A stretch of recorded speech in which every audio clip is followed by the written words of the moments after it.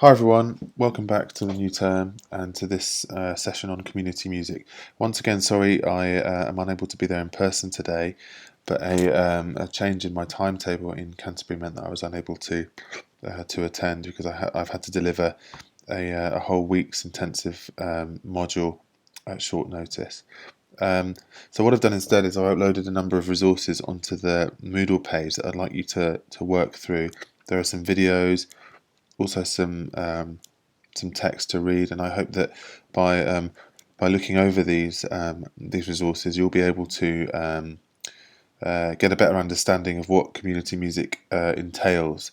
As you would have gleaned from the reading, it's quite a broad concept, quite a new concept that can mean a lot of different things, different intersecting things, which might be music and education in some circumstances. It might be music therapy, or it might be working in the community as a musician, doing projects here and there. Often it can be all three, but the concept of community music is a broad one, and it's a somewhat fluid definition at the moment. Also, what I've done towards the end of this brief video is I've given you some questions that I'd like you to reflect on as you work through the resources, and I hope this might help you formulate some ideas of a project you might want to do in the community, some of the challenges you might face, some of the possibilities that are open to you, and things like that. So, as I mentioned, that there is no strict definition for community music yet. It's one of those concepts and terms that's used a lot, but it's almost understood by people. People have a tacit understanding of what it means. They don't necessarily work to a definition; they just work to an understanding. So there's no real consensus as to what this means in any precise sense. But as Koopman says, it should generally involve these three aspects. One is that it will involve collaborative music making. So for something to be collaborative, it obviously needs to involve more than one person. It works towards community development. That means it helps to develop a sense of community, helps to develop bonds within a community, so community cohesion and things like that. So that's the kind of social benefit of it. There is also an individual benefit of it, which is personal growth that he specifies. So through doing community music, participants should be given an opportunity to for personal growth, as well as the growth for the whole. So looking at these three aspects, you can see that how settings like community choirs, rock bands for teenagers, as you often have. Well, certainly in Southeast London, where I used to teach, a lot of the schools during the summer would do a rock school where young people could go along and learn to play in bands, and they'd be mentored through that over the summer. Things like that. Colliery bands in the north of England. Traditionally, mines would have a band attached to them, and this was a big part of the social life of a mining community. There was a brass band that would play, and you can see how all of those activities would involve these three aspects. There is something in it for the individual participating. It also helps with community cohesion and to bind that community together. It might be a temporary community, and as in the case of the rock band, or a sort of summer school or something, or it might be something more permanent. And it inevitably involves collaboration, so playing in ensembles or doing something together with other people. Community music as a concept is not. Obviously, as I said, that the term is new, but people have been doing these things, since God knows when, so time immemorial. People have been doing stuff within the community, and collaborative music making is as old as people have been doing that as long as they've been making music. But there have been some criticisms levelled at the community music movement, and either as a in terms of the literature that's come about it, and the efforts to conceptualize it, or to certain ways it's been applied. The one Koopman throws up is that it's been suggested that it can, in some circumstances, be seen as a colonial activity which can fix European music and staff notation and its pedagogical processes, that's its processes of teaching, highest in a hierarchy above the musical expressions and instructional approaches of so many other rich traditions. So the idea that in doing things like community orchestras and things like that, often in settings where other musical traditions and cultures are present, then using this as the model of community music can sometimes devalue those other activities. This I can think of one example where that a criticism was levelled in that respect was there was a TV program that involved going into council estates and getting people to perform in an orchestra. And they taught people to play things like clarinets, and they had a huge grant to buy classical instruments to do that. And it came under some criticism because people were saying this was a kind of cultural imperialism, where they were taking a musical tradition that was associated with middle class communities and trying to sort of impose it on a community that had its own musical traditions anyway. So that's the kind of criticism that can sometimes be levelled at community music activities. Obviously, that's one perspective on that example I gave you, and there are many other perspectives. But just to give you an indication of the kind of responses that community music has encountered. Another criticism is that there's a lot of emphasis on self-esteem and self-actualization and these kind of soft benefits, that often the issue of musical competence is either neglected in practice or isn't really talked about in the literature surrounding it. So the idea that people should get good at their instruments or sing well is often seen as not being the point of community music, whereas some people are saying, well, maybe it should be, because we should always encourage people to be good at what they're doing. That's what another criticism that's been levelled at it. And another is that it's anti-learning, in that the emphasis on it being a community activity, and people like Mullen, who the quote here comes from, have said very much that community music is different. It's an exploratory activity. It's not a didactic one. It doesn't involve someone teaching somebody something. So it's kind of anti-educational in that respect. That's one criticism that's been another criticism that's been levelled at this. Koopman actually takes issue with that and suggests that actually it's always educational. And if you think of education as being broader than the simple sort of teacher telling a learner how to do something dynamic, and learning to be something bigger than that can happen from just participating in a community, then I think Koopman is right there, in my view. Okay, so moving on to some of the examples I've given you. What you'll see here on this slide is a picture of some prisoners at an American prison, and they've got guitars on them, steel string acoustic guitars. And that guy kneeling down there is Tom Morello from the band Rage Against the Machine. He participates in this charity called Jail Guitar Doors, which started in England. Actually, it started by Billy Bragg, and if you look there's a guy there in the blue shirt. That's not Billy Bragg, but the guy behind him is. He set this up. Jail Guitar Doors is the name of a Clash song, and when the lead singer of the Clash, Joe Strummer, died, Billy Bragg decided to set up a charity in his honour.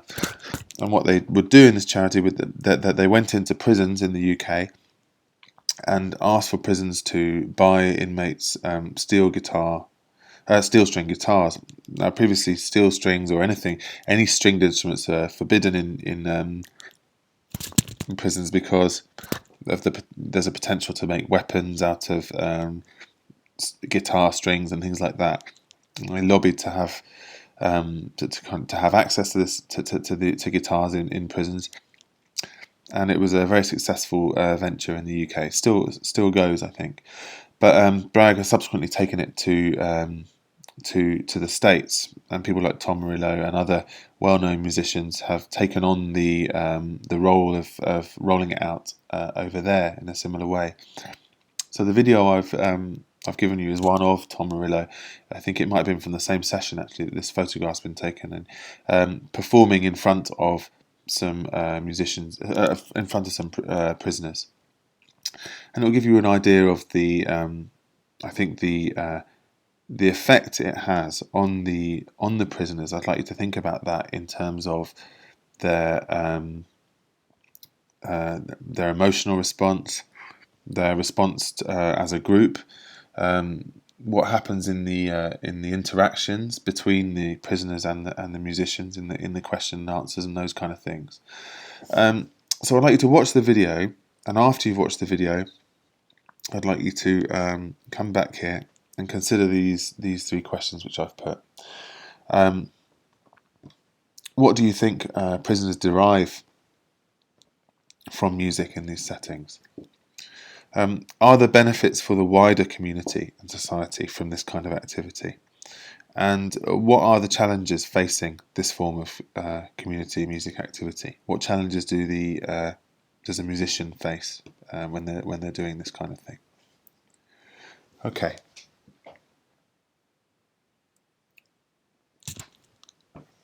Okay, so this next example I've given you is from the Sydney Dehaan Centre, which is a centre in Kent, actually. I think they're based in Folkestone. They're affiliated with Christchurch University, but they work all over Kent. They focus on the benefits in terms of well-being of community music activity. And one of the things they're trying to do is lobby to have musical activity as a prescription option. So when people go to the doctor for certain, might go and see their GP, and for certain issues or certain conditions, mainly mental health conditions, singing will be offered as a form of therapy by the GP. And this the video I've given you here is an example of this being used in a it's a big research project actually, involving a number of different choirs which are then brought together, some in Maidstone, some in Faversham, and it explores the well-being potential of community singing. So once again, I'd like you to watch that video now, and when you've finished, just come back to this video. Okay, so I'd like you to consider the following points. Just think about what your thoughts are on the idea of singing as therapy. What are your thoughts on making it available as a widely available form of therapy in the prescription model that the Sydney Dehaan Centre have suggested? And I'd like you to think if you have any experiences of community singing of your own, either you being involved in it as a singer, or of a project you might know of, a project local to you perhaps, or a bigger national community singing initiative, perhaps rock choir or something like that. And just reflect on what you know about them. And I'd like you to think about what the short and long-term effects of this activity on yourself and those around you are. They could be positive or negative effects, but just think about what effect does singing have on the community and on the individual.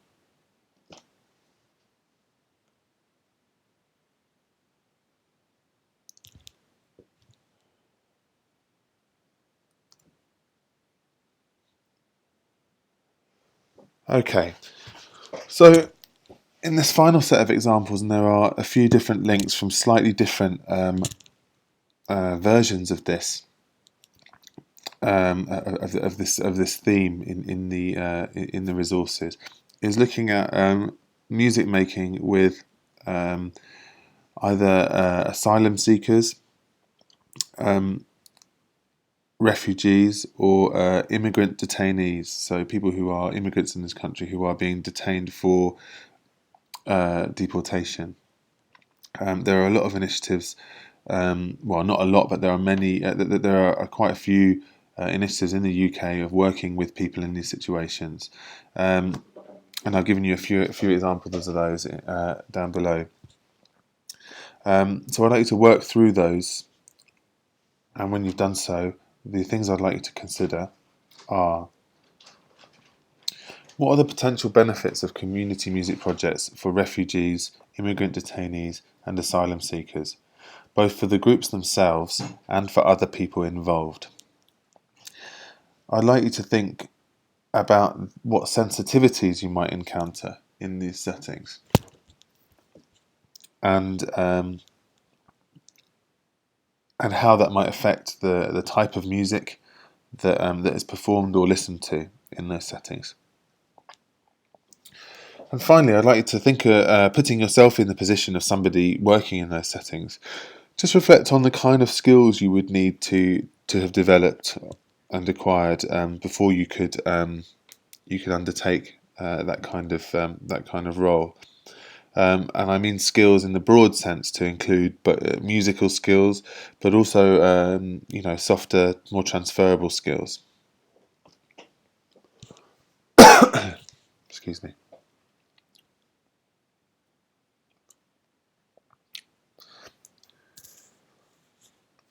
Okay, so just to finish off, I'd like you to reflect on community music as a concept again, thinking again about those three criteria that Koopman sets out in the paper, which are it has to involve collaborative music making,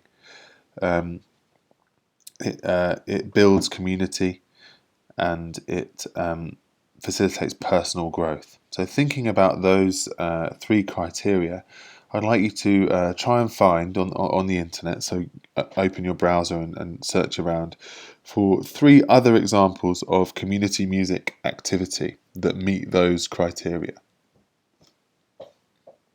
These might be local to you, they might be much more well known.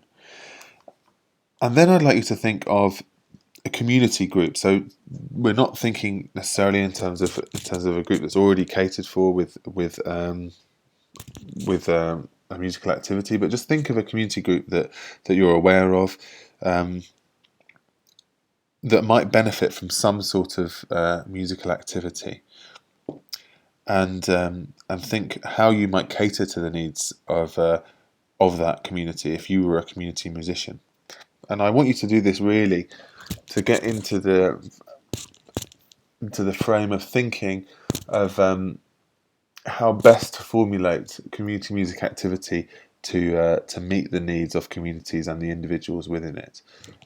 As a community musician, often you have to identify opportunities like this and be quite proactive in seeking them out and in addressing them, and having quite a systematic approach to identifying what is needed and what is possible within that situation. So yeah, this is really an exercise in planning hypothetically for a community music initiative of your own. Also in the Moodle resources at the bottom, I have included the SoundSense code of practice for community musicians, which is something they've drawn up to help both people commissioning community musicians, so local authorities, charities, schools, other groups, and also community musicians themselves, to understand the expectations that both parties have of that surround a community music initiative. So I'd like you to look over those as well. They'll give you a good idea of the kind of skills that are needed, the expectations that people have of community musicians, and also to help you to get an idea perhaps of why community musicians are different from music teachers. Um, Going back to the criticisms at the beginning, and what Mullen says about um, community musicians helping people to explore music rather than necessarily teaching them how to do it. I want you to think about that in terms of the skills that you would need. There are some other resources as well, links to well-known community music initiatives. So I hope that by working through this material, you'll have gained a good idea of what community music is, even if there isn't a distinct definition. It encompasses certain things that are correspond to those three criteria that we've identified. Okay, so I hope you've enjoyed these materials, and I will see you next week. Bye.